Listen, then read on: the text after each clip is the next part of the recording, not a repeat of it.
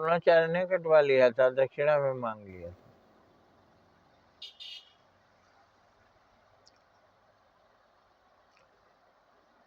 वो कैसे हुआ? तो जंगल में जा रहे थे अपने शेर वीरों के साथ, जिनको वो पढ़ाते थे, अर्जुन वगैरह।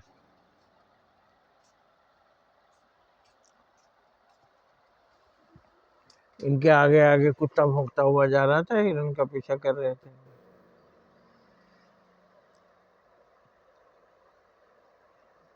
द्रोणाचार्य भी थे साथ में।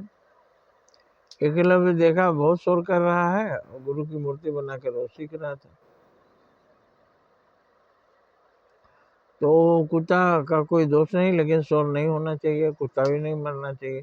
तो उन्होंने एक गुच्छा तीर लेकर मारा, उस कुत्ते का मुंह खुला का खुला रह गया, तीर उसके मुंह में घुस गया। कोई घाव नहीं, पर उसकी बोलती बंद हो गई।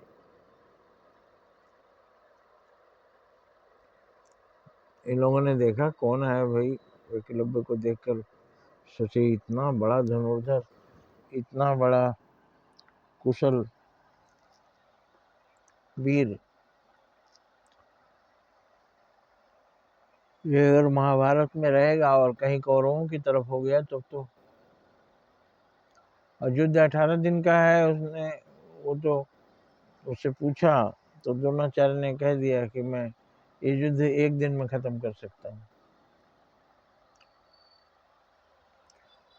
तो चिंता हो गई द्रोणाचार्य को, हमारा 18 दिन का सब प्रोग्राम है, 18 दिन की योजना है, इसके जाने से सब डिस्टर्ब हो जाएगा, पर इसको कैसे मनाया जाए। तो उन्होंने कहा कि आपका गुरु कौन है? उन्होंने कहा, आप ही हैं मेरे गुरु। आपके पास मैं गया था, आपने कहा मैं राजकुमारों को सिखाता हूँ, तो मैं नहीं सिखा सकता, तो मैं यहाँ चला आया, आपकी मूर्ति बनाकर मैंने ये सब सीखा। तो इनको एक आइडिया आया कि गुरु दक्षिणा इसे मांग लेते हैं। उन्होंने कहा, जब गुरु दक्षिणा हमें चाहिए। उन्होंने कहा, बोलिए क्या चाहिए, हाजिर है। तो उन्होंने अंगूठा मांग लिया, उसने अंगूठा काट के दे दिया, ऐसे ही लिखा हुआ। तब अब धनुष चलाने के काबिल नहीं रहा। ऐसा कोई गुरु कर सकता है? अन्याय। और कुछ लोग जो मानते हैं कि यही हुआ था, वो द्रोणाचार्य पर कलंक लगाते हैं, गुरु पर कलंक है। लेकिन असली मतलब है अंगूठा मांग लेने का कि उन्होंने उससे वचन ले लिया कि तुम इस युद्ध में, महाभारत युद्ध में भाग नहीं लोगे, नहीं तो हम लोगों का सब किया कराया पानी होगा, कम से कम इतना तो करो गुरु के लिए। और वो मान गया। तो एकलव्य महाभारत में नहीं शामिल हुआ। यही बात है, कुछ बातें हम समझ नहीं पाते हैं, और जबकि हमारा पुराना जो शिक्षा विधि है उसमें